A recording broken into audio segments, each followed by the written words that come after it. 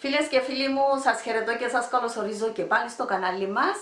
Ήταν πρόταση του Μιχάλη βέβαια σήμερα να δείξω και το τηγανιτό αλευρωμένο κολοκύθι. Θα πάμε σε κάτι φίλους, το έκανα και πρόσφατα που ήρθαν τα παιδιά, οικογενειακός και το απολαύσα. Το απολαύσα και λέει μου δεν κάνει και λίγο τηγανιτό κολοκύθι να πάρουμε στους φίλους. Και έτσι, επ' ευκαιρία θα σας δείξω και τη συνταγή πώς το φτιάχνω. Είναι πολύ απλό. Νηστίσιμο τώρα το 15 Αύγουστο. Κολοκύθια ο Μιχάλης σήμερα. Θα θούσιο κολοκύθια. Ναι, δωρίζομαι, τρώμε. Οπότε τα υλικά μας. Τα υλικά μας είναι απλά. Τούτον ήταν ένα μεγάλο κολοκύθι και το κόβουμε σε ροδέλες. Όπως βλέπετε, αν είναι πια το πιο μεγάλο το μαχαιρί.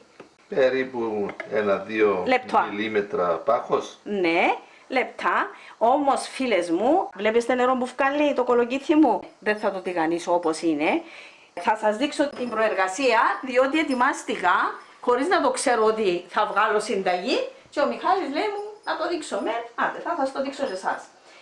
Το κόβω έτσι, Ροδέλες. φέτες, το βάζω στο σουρωτήρι μου, το αλατίζω. Όταν τα αλατίσεις βγάζουν περισσότερο νερό. Αποβάλλουν περισσότερο. Αποβάλλουν. Το αφήνω για λίγο να φύγει η υγρασία του τούτο το νερό. Δεν προστάσει.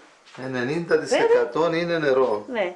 Καλοποτισμένα, Ναι, ο Μιχάλης τα φροντίζει. Και Μετά όταν το είδα σε κανένα δεκάλεπτο το μετάφερα στο δίσκο, αλλά στο δίσκο μου έχω βάλει μια πετσέτα χαρτί κουζίνας και τα έβαλα πάνω.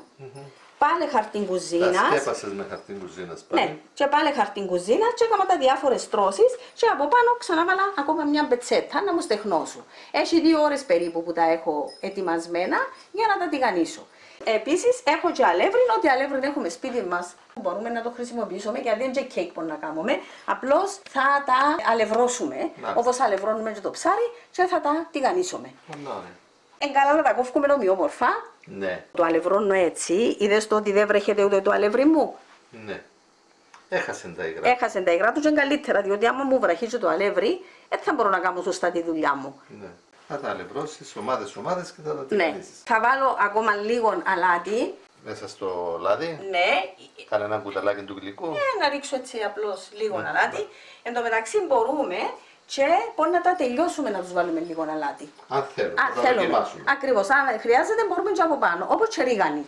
Και όσο κολοκύθι θέλουμε θα κόψουμε, θα έχουμε το αλευράκι μας.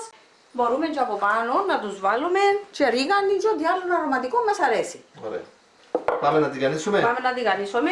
Ανάβω στο δυνατόν στο 6. Θα βάλω φίλες μου λίγο αλατάκι Στο λάδι. στο λάδι, όχι και πολύ. Μισό κουταλάκι. Ούτε μισό κουταλάκι να βάζω. Περιμένουμε να ζεσταθεί και θα αρχίσουμε να τηγανίζουμε λίγα αλευρωμένα τα Κολοκύθια μας. φίλες μου. Θα δοκιμάσουμε. Έβρασε το λάδι. Έβρασε. Δεν θα το κάψουμε κιόλας. Το λάδι είναι και σπορέλαιο και ελαιόλαδο. Ανάμειχτο. Ανάμειχτο. Μπορεί να το κάνετε μόνο σπορέλαιο. Μπορεί να το κάνετε μόνο ελαιόλαδο. Το δικό μας σήμερα είναι ανάμειχτο. Έβαλαμε το πρώτο το δοκιμαστικό. Πάμε. Αλευρώνεις και από τις δύο πλευρές. Ελαφριά. Μάλιστα.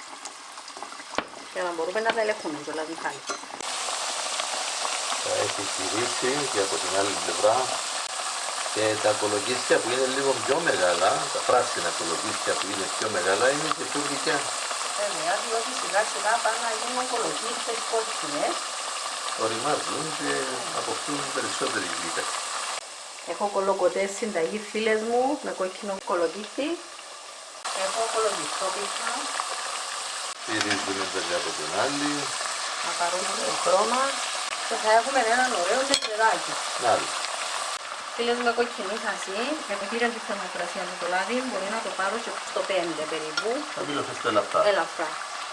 Μα ανοιχτό μου το τηγάνι να θέλω και πιο κοκκινά. Πάει το πρώτο. Πάει και το δεύτερο. Μάλιστα. Έτσι, μόλις πάρουν λίγο χρωματάκι, βγαίνουν.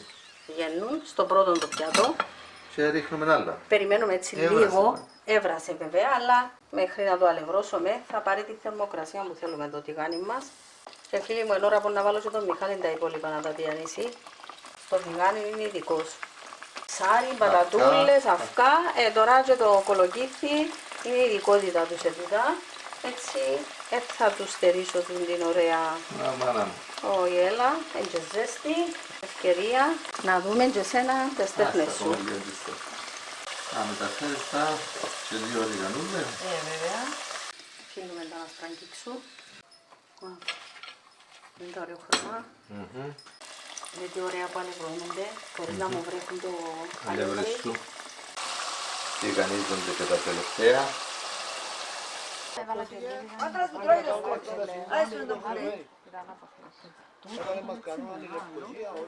Η μάμα και ο παπάς.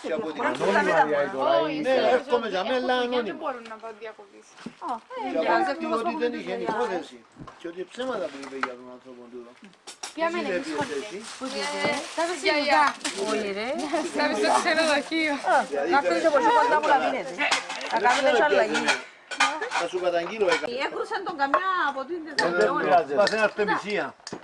Δεν τες πειράζει. Έκρουσαν τον καμιά την ποιόνα, αλλά δεν είναι συμφαγής. Αν δεν έχει χώρο μπορούμε να κάτσουμε. Όχι, έχει χώρο. Όχι, εκρούσαμε τα πάνω. Δεν τες πειράζει. Κάτσε για να φάμε. Έκατσε. Το φαΐν ήταν κολοκάσι. Έπιαν το κρέας έτρωε. Το άλλο εκούνταν το. Λέει του Γιαννάκη μου, τρώεις τα ή δεν το τρώεις. Αν υπάρχουν τα πράγματα είναι, Μάμα, αν ήξερα να σε πάντα έχουμε στο ψυγείο. Τα σποράκια τα βάζουν μέσα στις σαλάδες. Τίποτε. Όπως εσέναν έτσι. Σαν εχθές. Μην...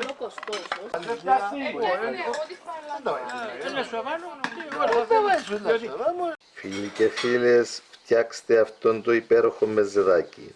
Είναι πραγματικά υπέροχο, όσον λιτόν και αν φαίνεται. Εμείς το έχουμε απολαύσει αρκετές φορές. Φτιάξτε το κι εσείς, απολαύστε το, γράψτε μας τα σχόλια σας, γραφτείτε και στο κανάλι μας, δώστε και ένα like στο βίντεο και να είστε καλά. Θερμά σας ευχαριστούμε που παρακολουθείτε και προωθείτε τα βίντεο μας. Θερμές ευχές σε όλους.